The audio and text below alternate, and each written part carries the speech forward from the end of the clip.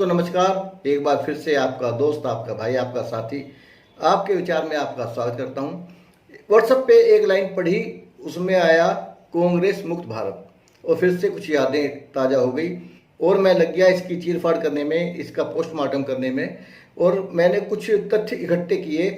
ये एक सेंटेंस मेरे को काफ़ी अच्छा लगता है, कांग्रेस मुक्त भारत। हालांकि मैं किसी भी पार्टी को देश से मुक्त नहीं करना चाहता।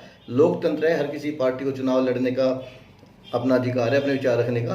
जनता फैसला करती है किसको सत्ता में लाना है, किसको हटाना है। तो मैंने ये देखने की कोशिश की कि 2014 में भारतीय जनता पार्टी की और कांग्रेस की देश में क्या स्थिति थी और आज पूरे देश के अंदर कांग्रेस और भारतीय जनता पार्टी कहाँ पर खड़ी हुई हैं, उनका देश के अंदर क्या दबदबा है और देश के कितने बड़े हिस्से पर इनका राज है और आज स्थिति कहाँ पे है। तो साथियों, आगे बढ़ने से पहले आपसे रिक्वेस्ट करूंगा कि मेरे साथ बने रहें, मेरे चैनल को सब्सक्राइब करें और शेयर करें। दोस्तों, जब 2014 में मोदी जी की सरकार बनी तो उनका करिश्मा, उनका जलजला इतना ज़्यादा था और देश के ऊपर उनका जादू सर चढ़ के ऐसे बोल रहा था कि उन्होंने ना एक मजबूत सरकार बनाई, बल्कि इसके बाद में जिस राज्य में भी गई, एक राज्य के बाद दूसरा, दूसरे के बाद तीसरा, उन्होंने कई राज्य जीते। और देखते ही देखते भारत के अंदर भाजपा एक तरह से पूरी तरह से छा गई थी। अगर भारत के मानचित्र को देखा जाए और भाजपा को भगवा रंग दे दिया जाए तो एक समय ऐसा लगता था कि पूरा भारत का मानचित्र भगवा में हो गया है और दूर से नज़र से देखने पे ऐसा लगता था कि पूरा देश ये भगवाधारी हो चुका है। 2017 तक पहुंचते पहुंचते पूरे भारत पर इस तरह भाजपा का कब्जा हो चुका था कि भारत के 71% हिस्से पर भारतीय जनता पार्टी का कब्जा हो चुका था। और अगर मैं कहूं तो ये भारतीय जनता पार्टी का स्वर्ण युग था। ये स्वर्ण युग जहां पर सब अच्छा इच्छा हो रहा था और उसे हर जगह जीत मिलती जा रही थी। उसके बाद में 2019 आता है और उसकी भारतीय जनता पार्टी की लहर में थोड़ी सी गिरावट आती है और 2019 में आते आते 71% से घटकर भारतीय जनता पार्टी मात्र 40% हिस्से पर आ जाती है। मतलब अपनी पकड़ को एक तरह से कमजोर कर देती है और जहां भारतीय जनता पार्टी का 71% हिस्से पर कब्जा हो चुका था, वहां से गिरते गिरते गिरते वो 40% पर आ जाती है। दोस्तों, अब पिछले एक साल के दौरान भारतीय जनता पार्टी के हाथ से देश के 3 राज्य फिसल चुके हैं, जिनमें से अभी हाल ही में कर्नाटक में भारतीय जनता पार्टी की हार हुई है। उसके अलावा पिछले साल हिमाचल प्रदेश भी निकल गया था और बिहार, जो कि गठबंधन की सरकार थी, नीतीश कुमार जी वहाँ के मुख्यमंत्री थे, उन्होंने पलटी मार के तेजस्वी के साथ में अपना समझौता कर लिया और अब वो भारतीय जनता पार्टी गठबंधन का हिस्सा नहीं है। इस तरह से कुल 3 राज्य पिछले एक साल में भाजपा की झोली से निकल चुके हैं। लेकिन आज जब 2023 का जून महीना चल रहा है तो भी भारतीय जनता पार्टी गठबंधन का करीब 15 राज्यों में आज भी शासन चल रहा है, जिनमें से 7 राज्यों में उसका सीधे सीधे मुख्यमंत्री है और बाकी जगह वो गठबंधन सरकार चला रही है। दूसरी तरफ अब कांग्रेस का भी देखते हैं। कांग्रेस 7 राज्यों में उनका गठबंधन है और 4 में उनके मुख्यमंत्री हैं। 3 राज्य जो है उसमें उनकी गठबंधन सरकार चल रही है, जिसमें से एक बिहार को भी माना जा सकता है। आज की डेट में 40% से कुछ ज्यादा प्रतिशत में आज भी भारतीय जनता पार्टी का कब्जा है, जबकि उसके 7 राज्यों में सरकार है और 15 कुल मिला के 15 राज्यों में गठबंधन सरकार उसकी चलती है। और वहीं पर 7 राज्यों में कांग्रेस या कांग्रेस का गठबंधन चल रहा है, तो उनके पास देश की 31% आबादी उन राज्यों में आती है। तो यहाँ पर एक सवाल उठना लाजमी हो जाता है कि जब भारतीय जनता पार्टी का देश के 44-45% हिस्से पर कब्जा है और कांग्रेस का सिर्फ 7 राज्यों में सरकार है, तो उसका भी 31% भारत पर कब्जा है। तो ये डिफरेंस कैसे हो सकता है? एक तरफ 15 राज्य, दूसरी तरफ 7 राज्य, और 44 और 31 का आंकड़ा काफ़ी नज़दीक सा पहुंचता है। तो यहाँ पर यह बताना जरूरी हो जाएगा कि भारतीय जनता पार्टी गठबंधन की सरकारें जिन राज्यों में हैं उनमें से अधिकतर छोटे राज्य हैं और कांग्रेस के जो राज्य हैं उस अपेक्षा में थोड़े बड़े हैं। तो यहाँ पर एक सवाल और उठता है कि जब भारतीय जनता पार्टी का कब्जा 44-45 हिस्से पर है तो उसमें भी महाराष्ट्र भी है और उसमें मध्य प्रदेश में भी है, जहां पर तोड़ी फोड़ी हुई सरकार भारतीय जनता पार्टी के साथ में है। महाराष्ट्र में क्या हुआ वो आपको पता है, मध्य प्रदेश में जो हुआ वो आपको पता है। अगर बाई चांस ये मान के चल लेते हैं कि आज की डेट में मध्य प्रदेश कांग्रेस के पास ही होता और महाराष्ट्र में उद्धव की सरकार ही होती, तो ये आंकड़ा भारतीय जनता पार्टी के हाथ से निकलकर कांग्रेस की तरफ जा सकता था। अगर इस एंगल से सोचा जाए तो फिर नक्शा बदल जाता है और आधे से ज्यादा भारत के ऊपर कांग्रेस का कब्जा हो जाता है। अब इससे आगे बढ़ते हैं और बात करते हैं कि एक एक स्टेट की, कि कौन से स्टेट में। आज कांग्रेस की बात नहीं करूंगा, मैं भारतीय जनता पार्टी की बात करूंगा, क्योंकि कांग्रेस मुक्त भारत का नारा भाजपा का है, ना कि कांग्रेस का है। तो इसके लिए मुझे थोड़ी हेल्प लेनी पड़ेगी। एक राज्य है, बहुत बड़ा नहीं है, सिक्किम। सिक्किम में भारतीय जनता पार्टी के पास 0 सीटें, मतलब खाता भी नहीं खुलता वहां पर।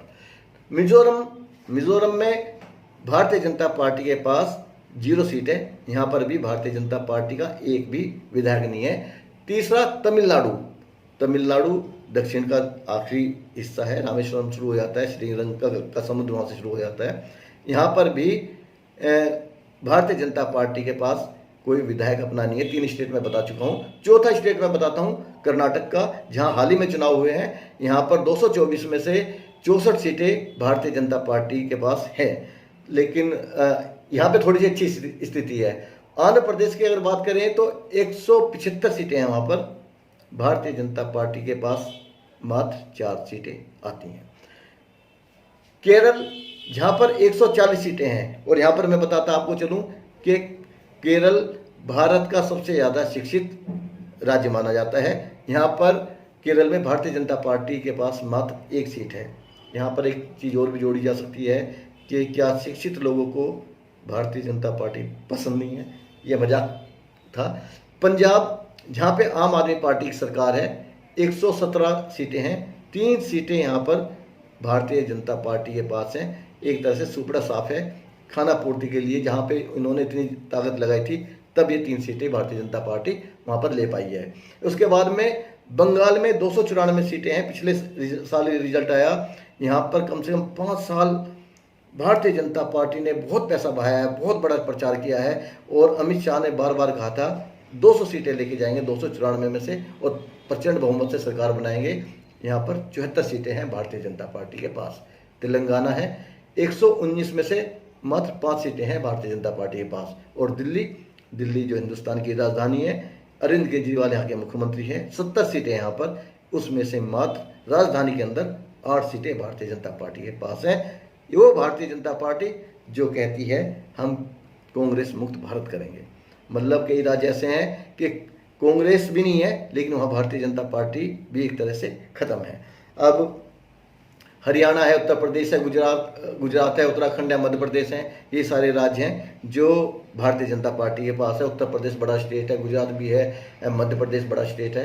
तो यहाँ पर भारतीय जनता पार्टी मजबूत स्थिति में है। उसके बाद में कुछ ऐसे स्टेट हैं जहाँ पर भाजपा की सीधे सरकार तो नहीं है, लेकिन गठबंधन की सरकार वहाँ पर इनकी है।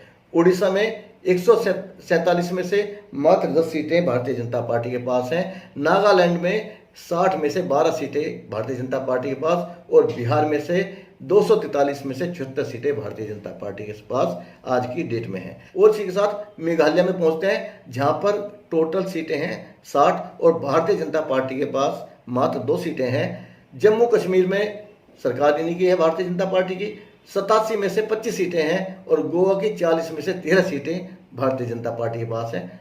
गोवा में भी भारतीय जनता पार्टी की सरकार है।